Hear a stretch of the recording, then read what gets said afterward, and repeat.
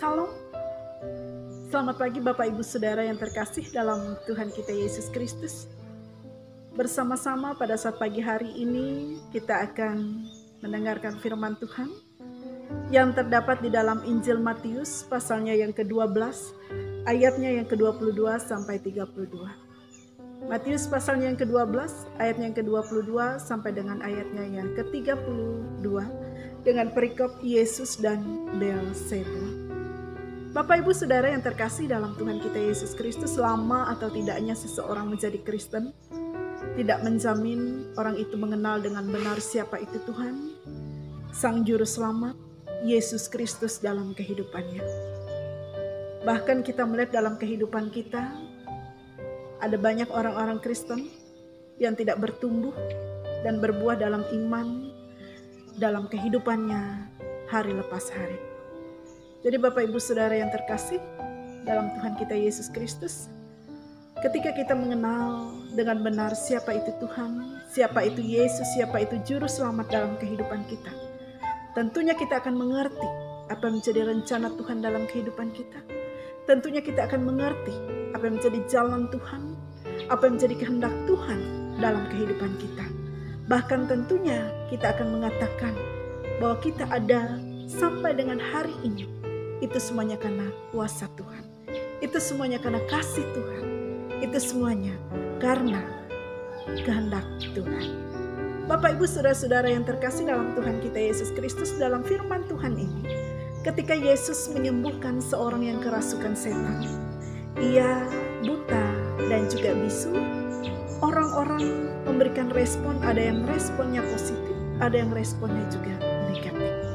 Ada yang mengatakan ketika mereka melihat Yesus menyembuhkan orang yang kerasukan setan ini, ia bisa berbicara, berkata-kata. Ada yang mengatakan bahwa ia adalah anak Daud. Tetapi sebaliknya dengan orang-orang Farisi, mereka mengatakan bahwa Yesus melakukan itu dengan kuasa Beelzebul, penghulu setan. Ia mengusir setan. Bapak Ibu Saudara-saudara yang terkasih, padahal kita tahu bahwa orang-orang Farisi ini, mereka tentunya mengerti, mereka tentunya tahu bahwa apa yang dilakukan oleh Yesus, Yesus melakukan itu adalah dengan kuasa Allah. Yesus menyembuhkan orang yang kerasukan setan, sehingga orang ini bisa berbicara, berkata-kata adalah dengan kuasa Roh Allah. Tetapi mereka tidak mengakui hal itu. Mereka menyangkal apa yang dikatakan, atau mereka menyangkal apa yang dilakukan oleh Yesus. Sehingga Yesus pun mengatakan bahwa tidak mungkin bahwa setiap kerajaan yang terpecah-pecah pasti binasa. Setiap kota dan rumah tangga yang terpecah-pecah tidak akan dapat bertahan. Begitu pula kalau iblis mengusir iblis, ia pun terbagi-bagi dan melawan dirinya sendiri. Bagaimanakah kerajaannya dapat bertahan? Tentunya tidak akan mungkin hal itu terjadi. Iblis pasti mereka akan bersatu. Iblis si jahat, mereka akan bersama-sama melawan Yesus. Tidak akan mungkin mereka terpecah-pecah. Pastinya mereka akan bersatu melawan Yesus, mengalahkan Yesus. Dan bagaimana caranya supaya bisa mereka menang? Tidak akan mereka terpecah-pecah. Yang satu mendukung Yesus, yang satu melawan Yesus. Pastinya mereka bersatu. Bapak Ibu Saudara-saudara yang terkasih dalam Tuhan kita Yesus Kristus, inilah yang dilakukan oleh orang-orang Farisi. Mereka menyangkal apa yang dilakukan oleh Yesus dengan kuasa Roh Allah. Sehingga dikatakan juga di dalam firman Tuhan ini bahwa pada ayat 31, sebab itu aku berkata kepadamu, segala dosa dan hujat manusia akan diampuni, tetapi hujat terhadap Roh Kudus tidak akan diampuni. Sikap menolak, mengakui pekerjaan Roh Kudus inilah yang dilakukan oleh orang Farisi, yang dikatakan sebagai menghujat Roh Kudus, yang artinya mereka mengenal karya Roh Kudus, tetapi mereka menyangkalnya dengan menyatakan bahwa karya Roh Kudus sebagai pekerjaan iblis.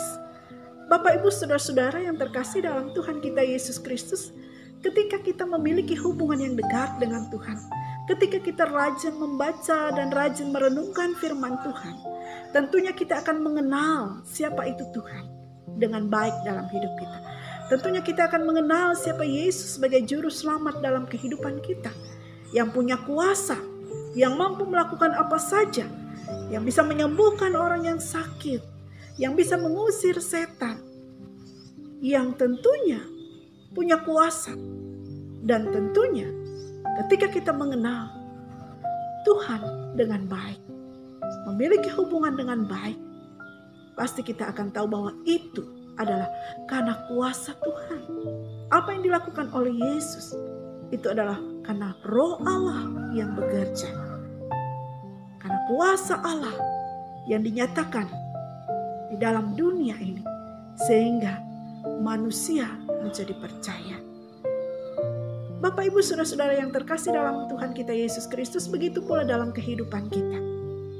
Kita sudah merasakan baiknya Tuhan dalam hidup kita.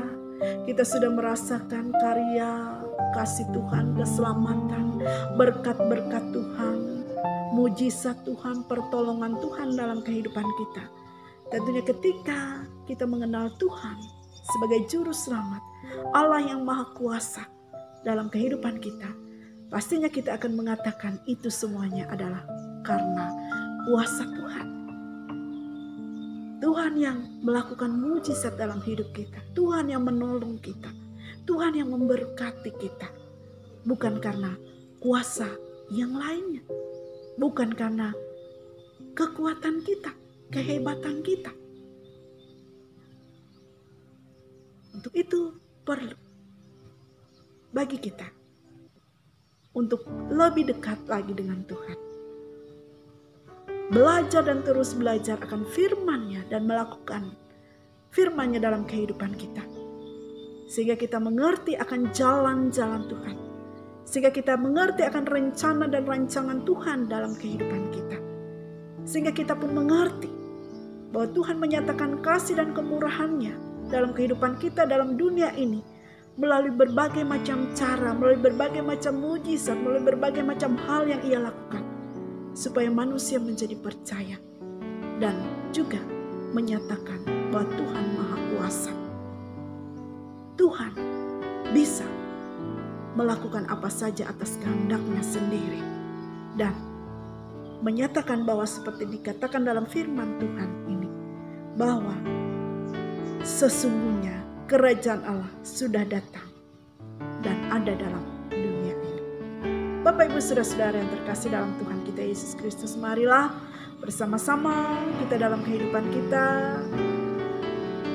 naikkan syukur kita nyatakan dalam kehidupan kita bahwa kita ada, kita diberkati, kita dipulihkan, kita dikuatkan, kita ditopang, kita ditolong, semuanya adalah karena Tuhan. Kita disembuhkan dari segala berbagai macam penyakit, kelemahan dalam kehidupan kita. Semuanya adalah karena kuasa Tuhan melalui putranya Yesus Kristus. Amin.